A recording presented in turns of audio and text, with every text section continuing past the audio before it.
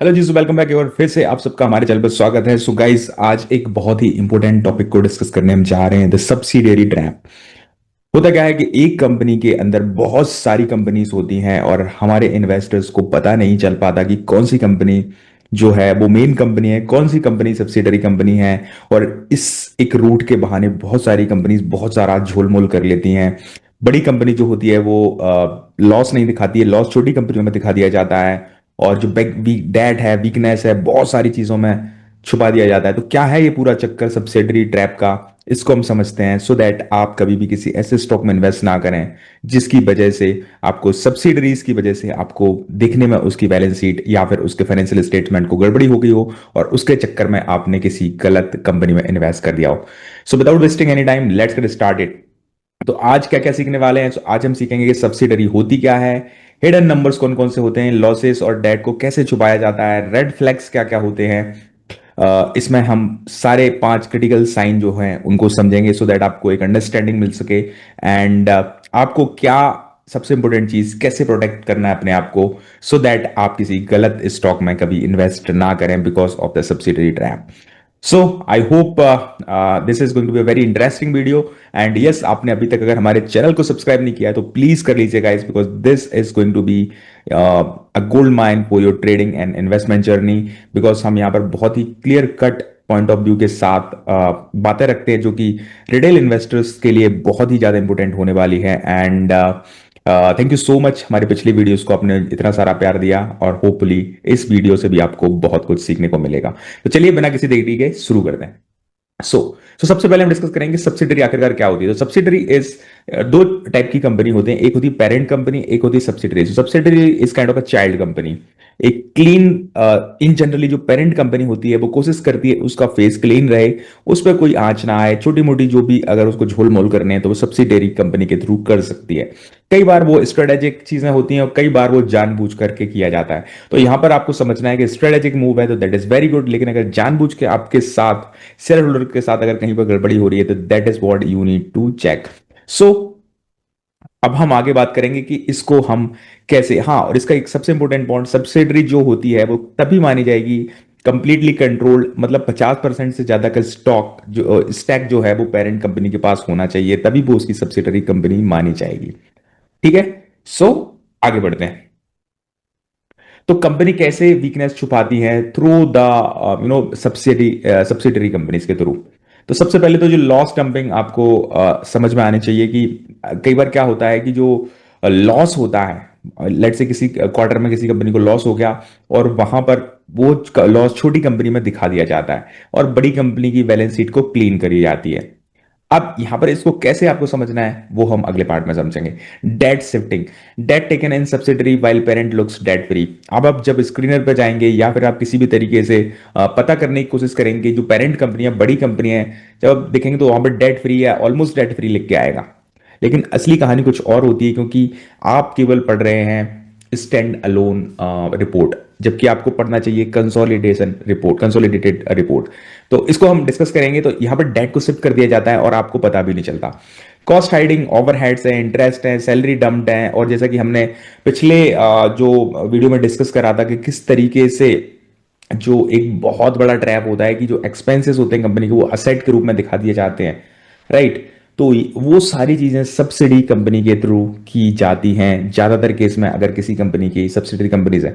But आपको लगता होगा कि कितनी ही सब्सिडरी कंपनीज होगी। जैसे मैं एक एग्जांपल ले रहा हूँ, Airtel is a very good company, but I am just giving you an example कि भारतीय एयरटेल की देखिए अब कितनी सब्सिडरीज कंपनीज है। You must know about it. You will get to you will be amazed to know about this कि इतनी सारी जो है वो सब्सिडरी कंपनीज हैं, राइट। तो आपको हमेशा समझना पड़ेगा कि कितनी सारी कंपनीज में से कुछ कंपनीज बहुत छोटी हैं, बट जो मेजर कंपनीज हैं उनको आपको समझना पड़ेगा। एंड आपको इतनी सारी कंपनीज के बैलेंस शीट को स्टडी करने की जरूरत नहीं है। आई विल टेल यू कि किस तरीके से आप सारी कंपनीज के डेटा को एक जगह ही आप एंगेज कर सकते हैं सो दैट आप डिसीजन ले पाए। Then loan masking, inter company loans, मतलब क्या होता है कि जैसा कि कुछ बड़े नाम हैं जिनके नाम कई बार आए हुए भी हैं कि इधर से उधर पैसा कर लिया गया एक से दूसरी कंपनी में, राइट। इस कंपनी ने उस कंपनी को लोन दे दिया, उस कंपनी से उस कंपनी में लोन दिया, तो ये बड़ी कंफ्यूजन वाली बात होती है। तो इसलिए आपको हर क्वार्टर के रिजल्ट्स को देखना बहुत इंपॉर्टेंट हो जाता है कि पेरेंट्स को हमेशा क्लीन रखने की कोशिश करी जाती है, ग्रुप बीक और इन्वेस्टर कंफ्यूज रहता है। पेरेंट क्लीन रहेगा, सब्सिडरी कंपनी में गड़बड़ी होगी और इन्वेस्टर को समझ में नहीं आएगा, और जब तक इन्वेस्टर को समझ में आता है तब तक बहुत कुछ गड़बड़ हो चुकी होती है। अभी हम कुछ एग्जांपल समझ लेते हैं जो कि सब्सिडरी कंपनी के एग्जांपल हैं। आई एम नॉट सेइंग कि कौन सी कंपनी अच्छी है, कौन सी कंपनी खराब है। टाटा मोटर्स एक बहुत अच्छी कंपनी है जो कि जेएलआर को पूरे जेएलआर उसकी एक सब्सिडरी है और उसको मैनेज करती है। एयरटेल का जैसे मैंने अभी आपको डेटा दिखाया, पूरा अफ्रीका जो अफ्रीकन कंटिनेंट है वहां पर बहुत सारी सब्सिडरीज हैं, टॉवर्स हैं, इंडस टावर्स वगैरह जो इसकी सब्सिडरी में आप मान सकते हो। देन डीएलएफ और रियल एस्टेट के एसपीवीज बहुत स्पेशल व्हीकल्स हैं जो कि डीएलएफ के अंदर आते हैं। देन रिलायंस के अंदर जियो एंड रिटेल आता है। तो ये काइंड ऑफ जो सब्सिडरी कंपनीज हैं वो इसके अंदर आती हैं। And you need to understand कि दोनों अलग अलग कंपनीज भी हैं और एक पेरेंट कंपनी इनको कंट्रोल करती है। नाउ रेड फ्लैग कहां पर है, कहां पर आपके कान खड़े हो जाना चाहिए, कहां पर आपको समझना चाहिए कि कुछ प्रॉब्लम है। सबसे पहले तो मैं आपको एक चीज बताऊंगा कि जो आपको करना है, आपको हमेशा consolidated profit and loss statement को देखना है। स्टैंड अलोन को भी देखें, देखना बहुत अच्छी बात है, बट आप कंसोलिडेटेड को देखेंगे तो आपको क्लियर पिक्चर समझ में आएगी। उसमें सारी जो कंपनीज हैं उनकी चिट्ठे पत्रे आपको मिल जाएंगे।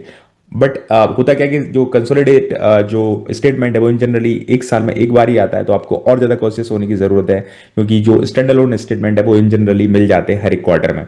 तो होता क्या है कि प्रॉफिट में अगर आपको गैप दिखता है, स्टैंड अलोन में अगर आपको प्रॉफिट दिख रहा है, मतलब सिर्फ एक ही कंपनी का स्टेटमेंट देख रहे हैं और आपको प्रॉफिट ज्यादा दिख रहा है, लेकिन जब आप कंसोलिडेट दिखते हैं तो लो है, तो यहां पर आपके कान खड़े होना चाहिए। आपको समझना चाहिए कि there is something fishy over there. Debt में गैप है, स्टैंड अलोन कंपनी में कम गैप दिख रहा है, डेट दिख रहा है, और कंसोलिडेट में ज्यादा दिख रहा है। तो आपको इसलिए मैं कह रहा हूं कि ऑलवेज कंसोलिडेटेड जो रिपोर्ट्स होती हैं उनको आपको सुपीरियर लेवल पे फेस करना है। कॉम्प्लेक्सिटी ओवरलोड, अगर किसी कंपनी के 20, 50, 100, 200 बहुत ही ज्यादा सब्सिडरीज हैं तो फिर और ज्यादा कंफ्यूजन की बात है, बिकॉज आप उतनी कंपनीज को ट्रैक नहीं कर पाएंगे। और अगर आपको लगता है कि प्रमोटर्स में कुछ प्रॉब्लम है, देन बेटर है, बहुत सारी कंपनीज हैं इंडिया में, जरूरी नहीं है कि आपको उसी कंपनी में इन्वेस्ट करना है। You need to understand this. Related party sir, related party transaction अगर लगातार इधर से उधर हो रहे हैं, एक कंपनी से दूसरी में, तीसरे से चौथी में, पांचवी में, तो ये मान के चलो कि बिजनेस कम कर रहे हैं, कुछ ना कुछ झोल मोल चल रहा है वहां पर। यू नीड टू अंडरस्टैंड, आपको बहुत ज्यादा सतर्क होने की जरूरत है। और अगर रिटर्न ऑन कैपिटल एम्प्लॉयड अगर डिक्लाइन हो रहा है, स्टैंडर्ड अलोन का ज्यादा है, कंसोलिडेटेड का कम है, बहुत ज्यादा सतर्क होने की जरूरत है। सो अब हमको क्या करना है, हमको सिर्फ एक रूल चेक करना है और ज्यादा कुछ करना नहीं है। Always read consolidated financials first. आपको स्टैंड अलोन भी पढ़ना है, लेकिन कंसोलिडेटेड को आपको पहले पढ़ना है, सो दैट आपको पूरी पिक्चर क्लियर हो सके। Stand alone in generally marketing purpose के लिए होता है, पेरेंट्स को क्लीन रखने की कोशिश करी जाती है कि वहां पे कुछ दिखे नहीं जाता। लेकिन कंसोलिडेटेड जैसी सारी कंपनियों का मिक्सचर आप उठाते हो, आपको रियलिटी हिट हुई समझ में आ जाती है। अगर इन दोनों के बीच में गैप बहुत ज्यादा है तो फिर आपको समझ लेना चाहिए you have found one subsidiary trap. You need to understand that, right. तो हमने ऑलरेडी ये सब डिस्कस कर लिया है कि कंसोलिडेशन को फर्स्ट करना है, गैप्स बहुत ज्यादा है तो उनको देखना है। क्वेश्चन कॉम्प्लेक्स, अगर बहुत ज्यादा कॉम्प्लेक्स लग रहा है आपको, कुछ इधर से उधर पैसा हो रहा है एंड आप कुछ तो समझ में आ रहा है कि मतलब अंदर ही अंदर जो फंड का मूवमेंट है बहुत ज्यादा है, then you need to be aware about that. Numbers को आपको कंपेयर करना है कि सब कंसोलिडेटेड स्टेटमेंट्स एंड जो स्टैंड अलोन स्टेटमेंट्स है उनमें कितना गैप है। So this is how you can solve this. So last में यही बोलूंगा कि आपको, मैंने बोला था कि केवल एक ही चीज देखनी है, companies can hide bad numbers in subsidiaries but you can catch them by reading consolidated numbers. तो हमेशा पूरा जो वीडियो बनाने का उद्देश्य ये है कि आपको कंसोलिडेटेड स्टेटमेंट एक बार जरूर देखना ही चाहिए। If you are a intelligent investor then you must visit once consolidate statement. So thank you so much guys, hopefully आपको वीडियो पसंद आया होगा। वीडियो पसंद आया है तो प्लीज वीडियो को लाइक, चैनल को सब्सक्राइब और कुछ कमेंट कर दीजिए अगर आपने कभी ऐसी किसी कंपनी में फंस गए हो जो कि आपने बिना कंसोलिडेटेड स्टेटमेंट पढ़े हुए, रीड करे हुए अगर कंपनी में इन्वेस्ट कर दिया हो केवल पेरेंट कंपनी के भरोसे या फिर सब्सिडरी कंपनी के भरोसे, देन इट इज गोइंग, और आपकी वो मिस्टेक हो या फिर कुछ आपने सीखा हो वहां से, तो please let me no. And yes, अगर किसी स्पेसिफिक टॉपिक पर आप वीडियोस चाहते हैं तो please let me know about that as well. Please subscribe the channel, hit the like button and share कर दीजिए लोगों के साथ, सो दैट ज्यादा से ज्यादा लोग इस इंफॉर्मेशन ज़्यादा से ज़्यादा लोगों तक इन्फॉर्मेशन पहुंच सके। सो थैंक यू सो मच, मिलते हैं अगले वीडियो में कुछ नए टॉपिक के साथ, नए इन्वेस्टिंग टिप्स के साथ। तब तक के लिए tata bye bye, take care and thank you so much for watching the video. I will see you in the next video very soon. Thank you.